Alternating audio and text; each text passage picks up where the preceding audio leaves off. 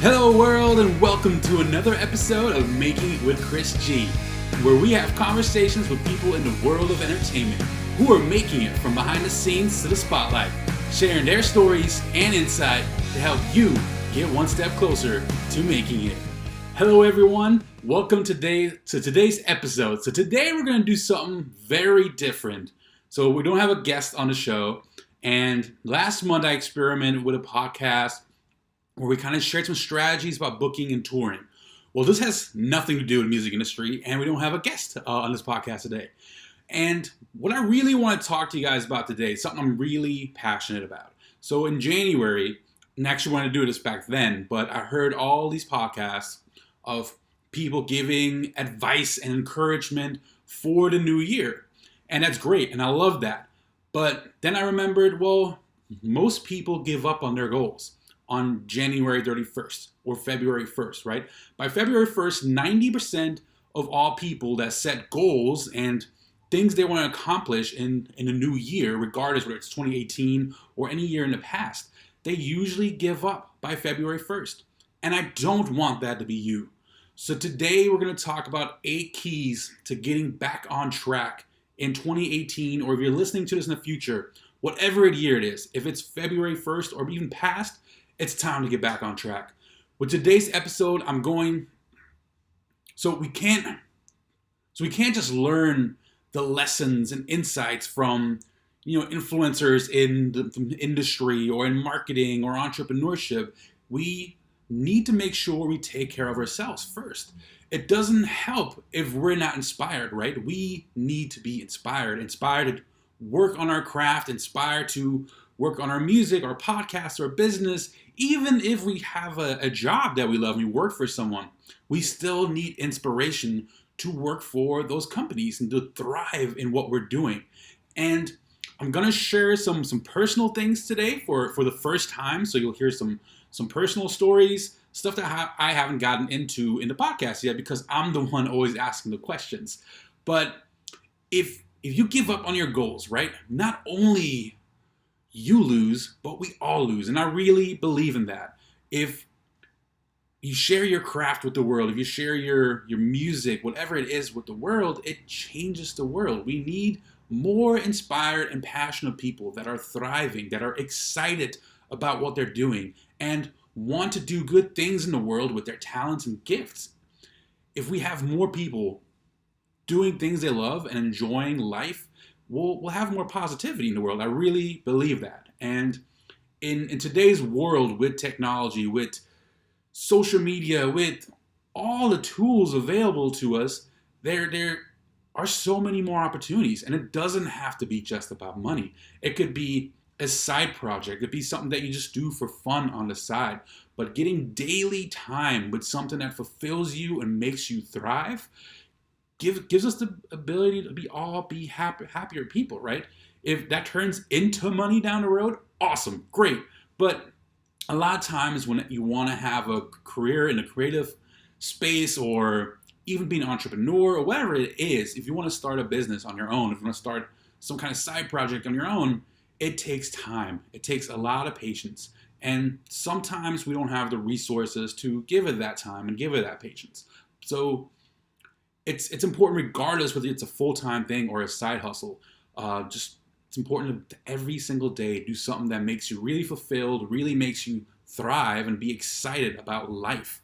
The more we can contribute that to the world, the more we succeed, and the more we are happier. And the more happy people are in the world, the happier the world has to be, right? Not to sound like a big old hippie, but I really feel like we could really use a lot of positivity in the world right now.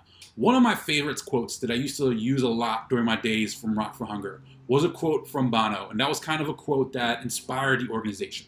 And that quote is, "Music can change the world because music can change people." I really believe that. We need you to stay inspired. If your creativity or your message to the world connects with one person, just one person, you can change the world. Seriously. You don't have to focus on changing the world for the masses, right? I mean, I read a story the other day, and I don't know the entire story of Mother Teresa, but She started out with no resources. She had nothing, and she wanted to help people and give back. And look at the amazing impact she had, right? She just went in and helped one person at a time. And if it made a difference in that one person's life, that was okay. That was enough. And you know what? Once you change one person's life, then maybe start changing the other person's life. And you may not be in it to change people's life. Maybe you're in it because you just want to build a successful business, and then that can work. But if you are creating art in a business that helps people also, or connects with people, if you are sharing your personal story and that connects with someone else and you change that person's lives, your art can change the world. We need you to stay inspired and give the world that gift that fulfills you, because it can help someone else. So let's talk about the 8 keys to getting back on track with your goals. Thank you all so much for listening to this episode. If you're still here, thank you so much. If this inspires just one person today, it served its purpose. And that's all I want. If from all of our listeners, out of a few hundred listeners we get every week, if this connects with one person, this podcast was well served, and we'll be back on track with guests next week. And we have lots of amazing guests lined up in not just the music space, but in the entrepreneur space, the marketing space. And we're going to get some influencers on the podcast this year too. But I really want to focus on this message today and these 8 keys. If you know someone that you feel might need this message, share it with them. Maybe you, by sharing that can help change someone's life, right? So let's get on to the first step, or the first key to having a better 2018 and getting back on your goals. First, get back up. Move! One of my favorite quotes from the Rocky movie, and yes, I love the Rocky series, but he says it ain't about how hard you can hit. It's about how hard you can get hit and keep moving forward. We need you to keep moving. Keep moving. Don't give up on your goals. Brad Mason, one of the guests we had to kick the year off, we wanted to kick it off with some motivation. And he said, movement creates momentum, and momentum creates magic. Some of the keys to making things happen, to fulfilling the life that you want to live. And as silly and as simple as it sounds, and trust me, I am the biggest critic of these things. There can be no bigger critic. But it's so true. Just by moving, getting movement in. Go out for a walk 5 minutes.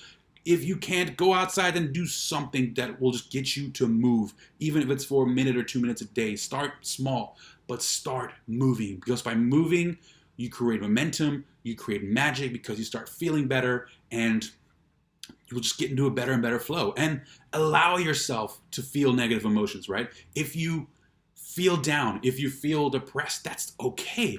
It's totally fine to have moments of sadness, to have moments of where you doubt yourself. I really didn't want to hit record today. I wanted to give you guys some BS podcasts of a lecture that I did earlier last year, and because I was intimidated to talk to you guys about these 8 keys, and it's something I really want to share with the world, because it's something that's really, truly, authentically me, and something that I believe in and I want to share. And I hit record with the intention of maybe not even releasing this. So if you're listening to this, I had the courage to actually release this episode. But I read a lot about mental health, about spirituality, and which we'll get into in a second, a little bit. Not to make this a whole spiritual podcast, but it's okay to feel depressed. It's okay to feel negative emotions, right? It's okay to feel angry.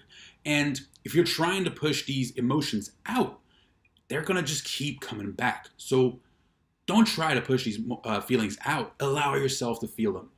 Give yourself 5-10 minutes and just close your eyes and just really allow yourself to feel these negative emotions and appreciate them, and maybe think about why you're feeling these things, and then move on, and then try to move, even if it's just walking.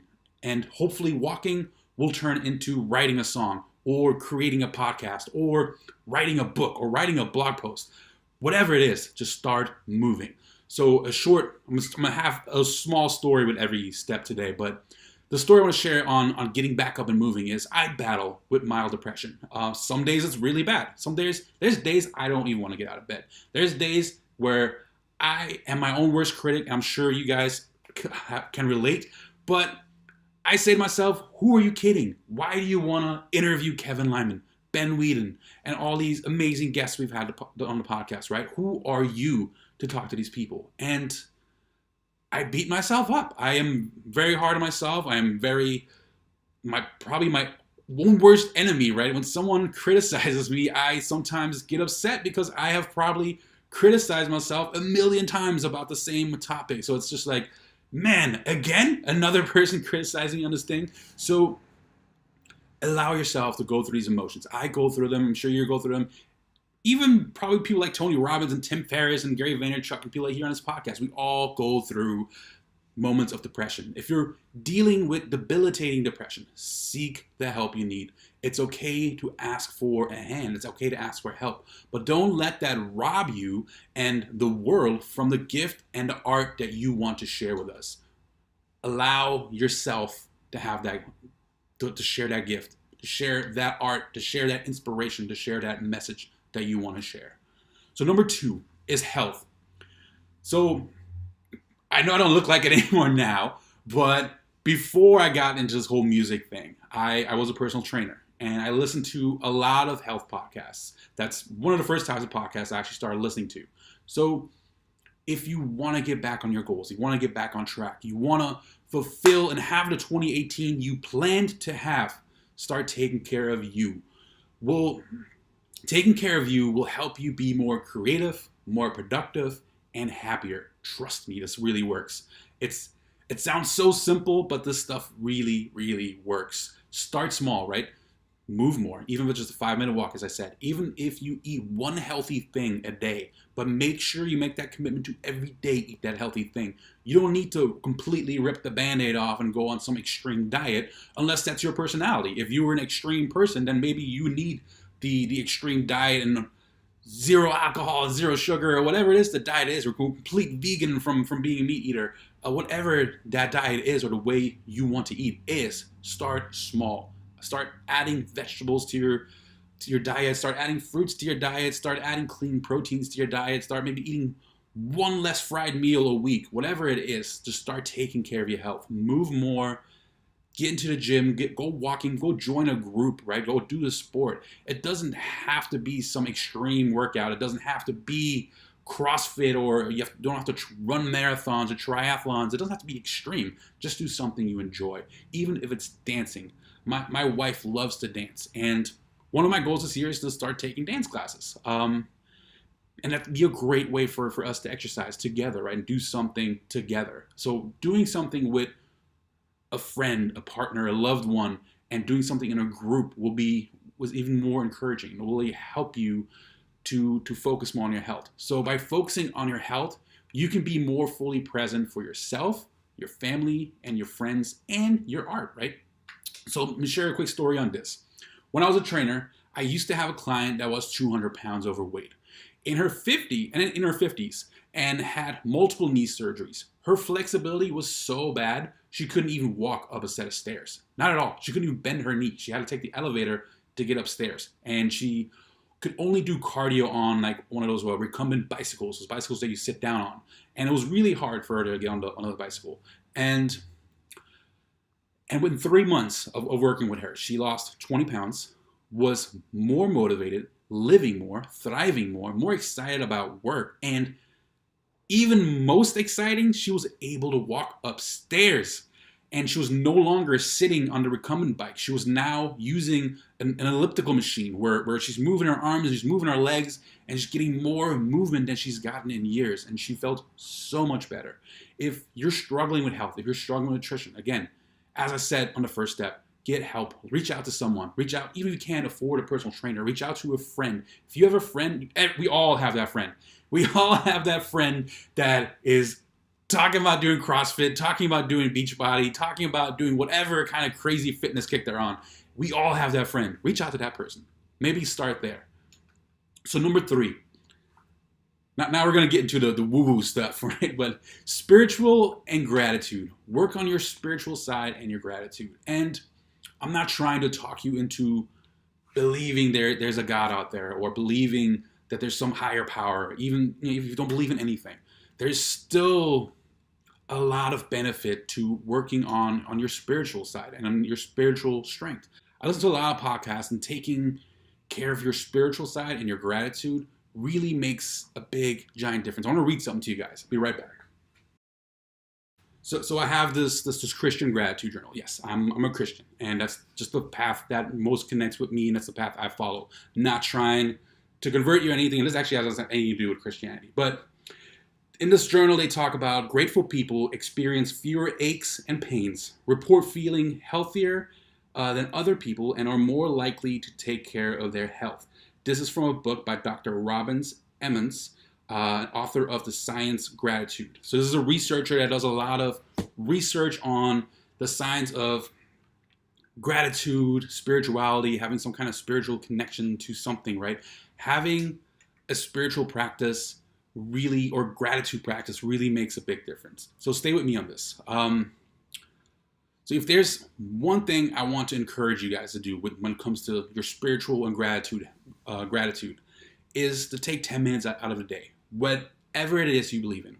If you believe in meditation, try a meditation app like Headspace. It's something I use. There's another cool app called Oak. Maybe try something like that.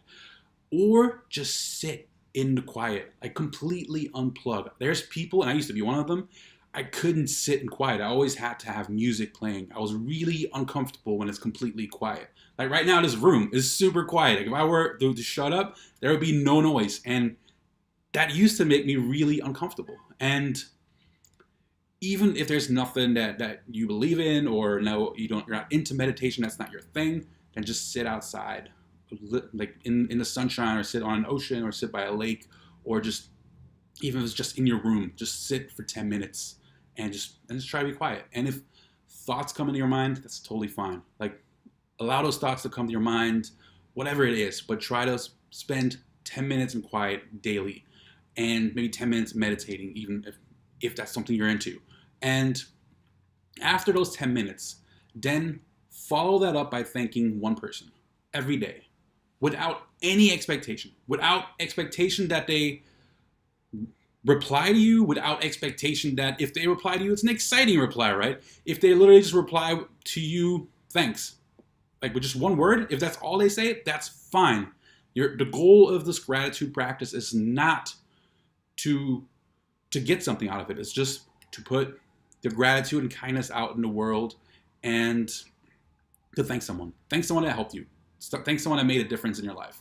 Thank anyone. Thank your parents. Thank your friends. Thank someone that's out there. So maybe if you have if you're in an unfortunate situation and you don't have someone to thank, I'm sure there's someone you follow, some musician, some podcaster, some writer, some bloggers, some gamer, whatever it is.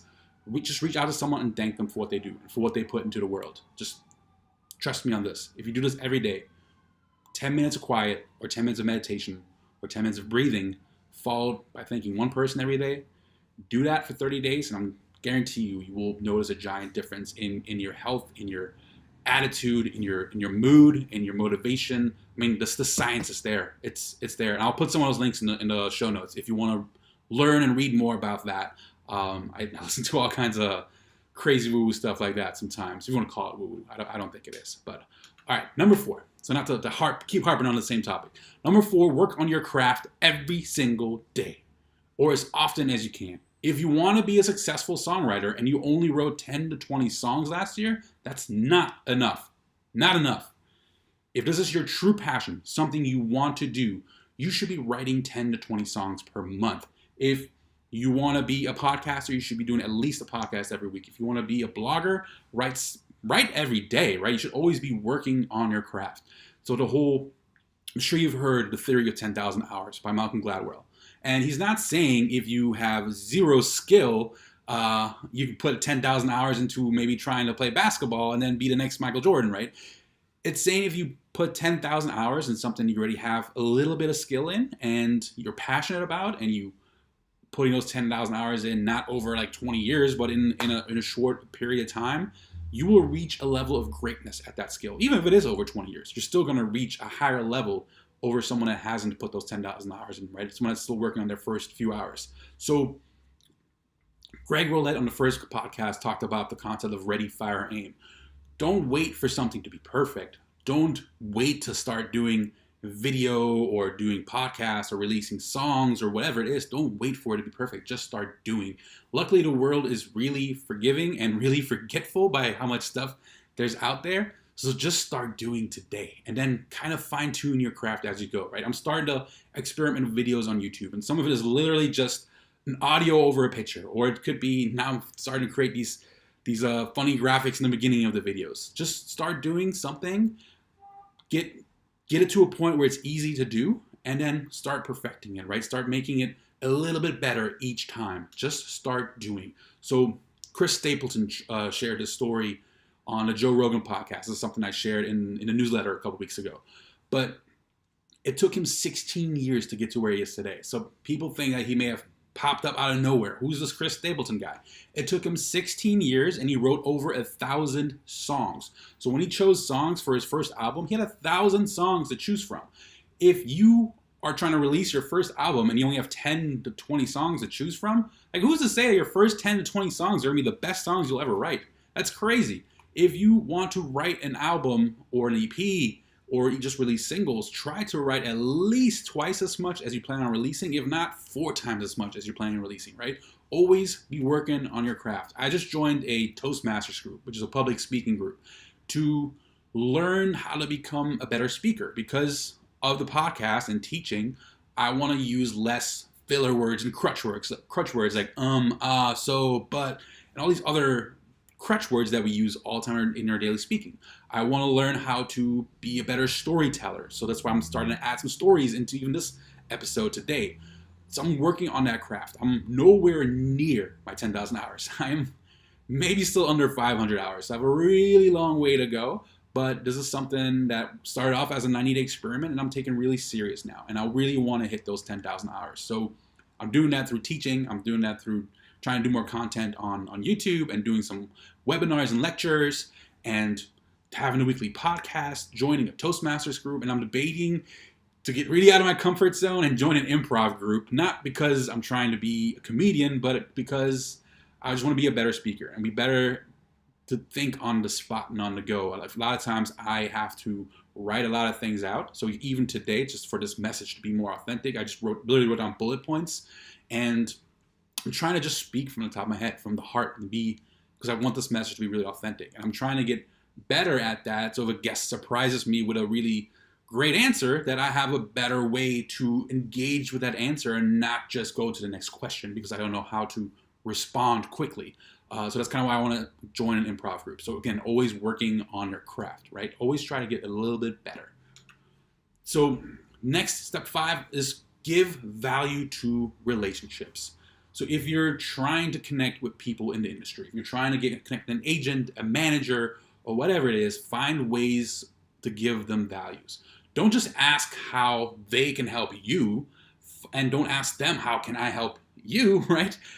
Find a way you can help them. Find something that they're into. Find something maybe what their personal life goals are. I mean, luckily through social media, it's really easy to see, learn more about a person just by following them on Twitter or Instagram or Facebook, and just see what it is they put out into the world, what kind of message they put out in the world, what kind of hobbies are they into, right? It doesn't have to be directly related to music. Maybe there's something they're struggling with personally that you have the ability to help with.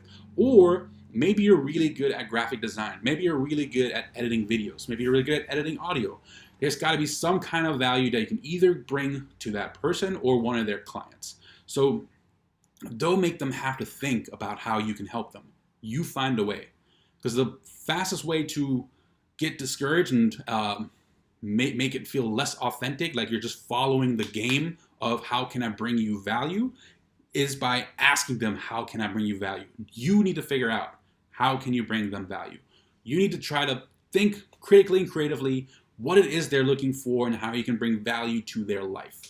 And that's the whole 51-49 rule, right? The more, so I'm reading the new book, Crushing It from Gary Vaynerchuk. Here you go, the drinking game. I mentioned his name. He has that 51-49 rule, where 51% of the times you focus on giving to people, and only 49% of the times you ask. And in the book, one of the things he talks about is that most people ask or want 79 to 99% of the times. So don't be one of those people. Try to practice 51-49. And if you can turn that into 70% giving value and giving, awesome, really great.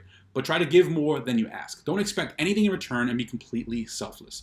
Always try to figure out how you can create win-win-win situations. So the best relationships is where your partners win, or the people you want to be partners with win, you win, and most importantly, your audience or fans win. If everyone wins, that is the best type of relationship to start, right? So short story, trying to make a long story short. So when I first started out at this whole talent buying, booking, music experience, I reached out to the Plaza Live to bring them Rockvanger Fest 3. So I wanted to bring them an event where they could make some money and make some rent money. That was a beautiful venue. We used spaces for free in the past, and now I wanted to step up to a better place. And they actually did some research on what it is I do, and they wanted to do more live music. Back then they were doing a lot of community theater, and I'll save that whole story for another time. But I basically went from, and I loved the venue so much. It was a beautiful venue. I saw endless amounts of potential in that venue, and I just thought, why aren't they doing live music full time? So I started booking shows for them full time for about $200 a week. They couldn't pay me. They didn't have a budget to put me on salary. So I was an usher. I was literally taking people to seats, taking out trash, doing whatever was needed to be done for shows. That's how I got paid. And then I would sit in the office during the day, basically working for free. I just got paid to work shows in exchange to book shows for them. So they basically gave me like a job in exchange to book shows for them. And I worked for them 50 to 80 hours a week at $200 a week. It took about 6 months before I actually got put on a salary. And the reason I got put on a salary is I put my whole heart and soul into it. I reached out to agents. I tried to build relationships for the venue, try to bring shows to the venue, try to market it to Orlando, and try to get the community to learn about the Plaza Live and know who we are and know how unique we are. I was there for every show, trying to make sure that the fans and our patrons were having a great experience and wanted to come back and would share that with their friends and telling them, hey, you need to check out the Plaza Live. This is such a great venue, and they have really great shows there, and free parking, right? We harped on all the benefits. So after 6 months of doing this, we finally started growing the live music side of the business, and they gave me a salary, and it wasn't anything worth bragging about. It was from $200 a week to maybe $400 a week, but it was like a guaranteed salary. And that whole experience, though, all those connections, all those relationships, everything I did led to me getting a job at House of Blues and Live Nation in New Orleans. Basically reaching the top, right? Like Live Nation is the biggest concert promoter in the world. And that hustle and that experience for 4 years led me to working to Live Nation and House of Blues.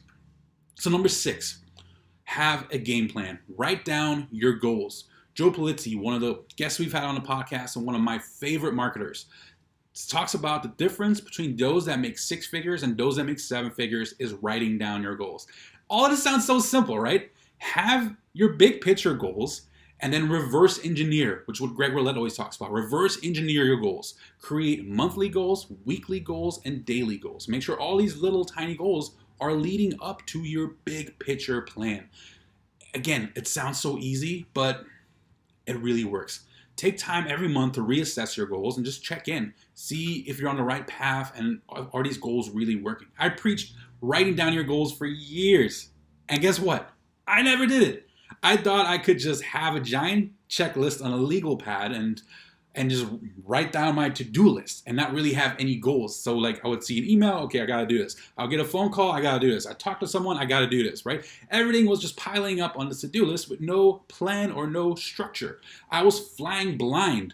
That never leads to anything. One of the cool things an artist told me once is, if you have a bus driver, you want your bus driver to have a map. If your bus driver is not driving out a map and is just winging it, figuring out how do I get from city to city, you're going to make a lot of detours and it's going to take you 10 times longer to get to somewhere, right? So if you don't have a roadmap for your goals, it's going to take you 10 times longer to get there. So to kick this year off, my wife bought me this productivity planner and it's awesome. I love it. It's like my Sunday ritual now. Every Sunday I sit down it takes 10, 15 minutes. I sit down, I know my big picture goals, they're written in the book, and then I write down my goals for the week. I start off with my checklist, because that's just how I'm trained for so many years, have my giant list, but in the book, I also have like the different categories. So like, what do I have to do for the podcast? What do I have to do for the concerts I promote? What do I have to do for artists I work with, right? So I have my main list. And from that main list, I create the tasks I have to do for that week. And then in this book, I literally map out Monday, I'm doing this, Tuesday, I'm doing this. And guess what? This whole year, I have not stressed about things that need to get done because I know I'm doing them on Wednesday. I'm doing them on Thursday, right? So it's just important to have the discipline to stick to that. Another cool quote from Jocko Willink, he said, discipline equals freedom. If you have discipline in your life, you have less worry, right? Less worry about not getting things done, less worry about not being healthy, whatever it is. If you have discipline in your life, you have less worry. So number 7, learn and grow always. This is the philosophy that we had at Full Sail University when I taught there. And Lewis Howes said, he's one of the mentors I have, and it's not a personal mentor. Just I follow the podcast, read the books, and it's so important to have mentors. It's not one of the steps today, but if I wasn't ninth key, have a mentor. But I think learn and grow always kind of falls into that place. So Lewis Howes says, have the mind of a child, right? Always be curious, always wanting to learn. If you have the mind of a child, and you always, because children are always want to learn, they always want to know what everything is. They always keep asking why, right? If you are curious and you're always learning and you're always growing, you're going to learn, guess what, how to write better songs. You're going to learn how other people write songs. You're going to learn how to market your business better. You're going to learn how to speak better. You're going to learn everything, whatever it is you do. The more you learn about that topic, the more you're going to grow. So learn and grow always. Use books, podcasts, videos, audiobooks, interview someone, have a conversation with someone. But if you're interviewing and having conversations, it's important to listen. The less you talk and the more you listen, the more you're going to learn. You're not going to learn by talking. So by learning always, you have nothing to lose, because regardless of what happens, you're going to have more skills. And with time, the more skills you add, if you need to design flyers but you can't afford a graphic designer, guess what? You're making your own flyers. And then maybe down the road, you're making flyers for someone else and you're getting paid for it. You have another side hustle. So learn and grow always, because you never know what can happen, right? You might be having a music career and you're editing videos and very passionate about making videos for your songs. And there's another book, I think it's also Malcolm Gladwell, called Tipping Point. But as you're working on your music and you're editing videos, guess what? All of a sudden the scale tips over and you have a career as a video editor or as a filmmaker or whatever it is. You never know what that can lead, right? Herb Gonzalez, who has been a guest on the podcast, he's a photographer, phenomenal photographer, and he's very passionate about photography. And was it last year in 2017, someone reached out to me, my buddy Greg Roulette, for Brandon T. Adams, who also, I guess, both have been guests on a podcast. So you guys know those guys if you've been listening for a while. But Greg and Brandon reached out to me to see if I know a videographer that's kind of like the guy that follows Gary Vee around. Can't think of the name right now. But I said, yes, I know someone that would be perfect. They wanted to find someone young that is still kind of like learning how it all works and still like dabbling in this one that's very creative, right? And I said, I have this guy, Herb. He's never done video, but I know he can do it. Based on what I've seen him do, he's dabbled a little bit in it, but he's more of a photographer.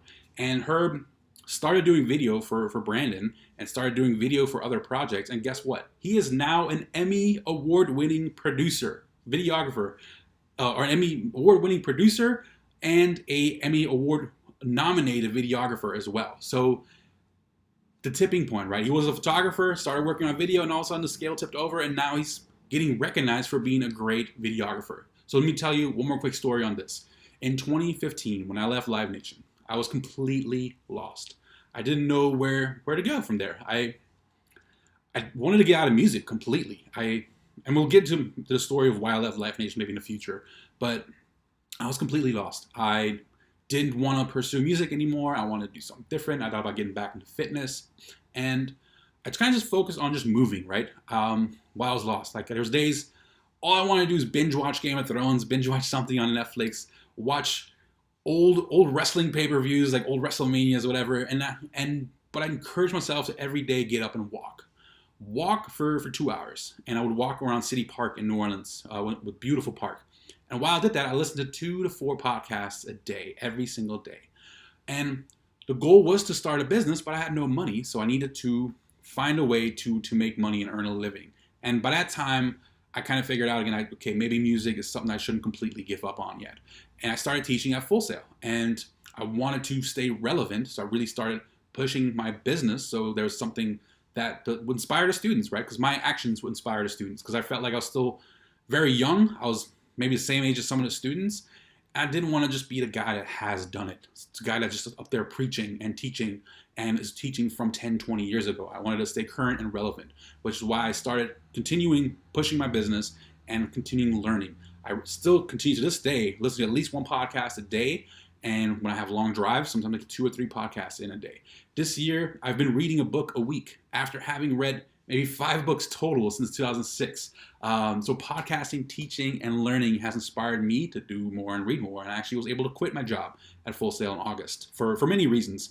To be back full-time be full-time with my wife in South Florida, to start a business, and to teach at a different school. But if it wasn't for all of those things leading up together, I wouldn't be where I'm at now. And I'm not even preaching that I'm anywhere near to where I want to be, or I'm financially successful. We're struggling. I have negative $11 in the bank account as of today. So can't wait for Friday. So today I'm recording on Wednesday. So I really can't wait for Friday to show up and not be in a negative anymore. But the 8th and final step is about community. We are here on earth to share this journey, this experience with other people. There is a book that I don't have the book, but there's a blog that I follow called Blue Zones. And it's a study of the people that live the longest and the people that are happiest. And there's a quote I want to read from you from there. The world's longest lived people choose or were born into social circles that support healthy behaviors. Okinawans created moais, I don't know how to pronounce that word, moais groups of 5 friends that committed to each other for life. So by having a community, right, whether it's through work, whether it's through your business, the people you work with, your partners, your family, your friends, creating a community really helps you be more fulfilled, live happier. Funny story, it wasn't even my intention, but some of the other elements we talked about today in the 8 keys for 2018 are actually relevant to the 9 steps of Blue Zones, right? How to live a longer and healthier, or a longer and happier life, and healthier. But build positive, encouraging, and positive, motivating tribes, right? In your business, your family, your friends, people. Surround yourself with people that inspire you, motivate you, and want you to succeed and do better. I sometimes hate to quote, you're the average of the 5 people you hang out with the most, because I feel like when you're listening to a podcast or follow a person or an influencer, and you're reading their books and you're listening to their podcast and listening to their interviews, I feel like that's someone you not directly physically hang out with or spend a lot of time with, but you're actually spending more time with them than you are maybe with a friend you see once a week, right? Because you are being influenced by them more. So I guess for my 5 circles of people you hang out with the most can be someone that you follow as an author or a blogger or whatever it is. But anyway, side tangent. Build positive, encouraging environments and tribes, and take time to unplug and do something with these people, with your family, your friends, that has nothing to do with your business. Go on a trip, go on retreats, have cookouts, right? I love cookouts, like just having a barbecue and playing some games. There's nothing better than that. So those are the 8 keys of having a better 2018. If you're still listening right now, thank you for the opportunity and for allowing me to share this message with you. As I mentioned before, if this message helped or inspired one person, it was completely worthwhile. This whole awkward standing here, preaching this positive message and being in front of a camera, again, I don't even know if we put any of this out, but if you're listening to this, then obviously I've decided to release it to the world and share it with the world. And maybe I should, because that's what my whole message was about. But if this helped you, or you know someone that this might inspire, please share that with them. I would love to bring on some more guests that speak on these things, right? On the things that we covered today. So if that's something you would like to hear more from, please let me know. Please reach out. As I mentioned in the beginning, if you're not thriving, your art and your business are suffering. I want you to succeed. I want you to thrive. The world, your family, your friends, your community, your tribe needs you to thrive and live a fulfilled life. If you know someone that is not thriving, and you know we all have the ability, but if you know someone that's not thriving, that's discouraged, share this message or any kind of positive message with them and be there and encourage them, because we need more thriving, positive, and excited people that love what they're doing. So thank you. And if you want to help support the show, rate and review us on iTunes or wherever you listen to podcasts. Subscribe to the show and share it on social media. If you are sharing on social media, make sure to tag us, take a screenshot, share it on Instagram, share it on Twitter, and make sure to tag Making It with Chris G. And shout out to all of our supporters on Patreon. Thank you all again for listening to this message. Spread love, positivity, and kindness in the world, and go see shows, meet people, make stuff. Peace, everyone.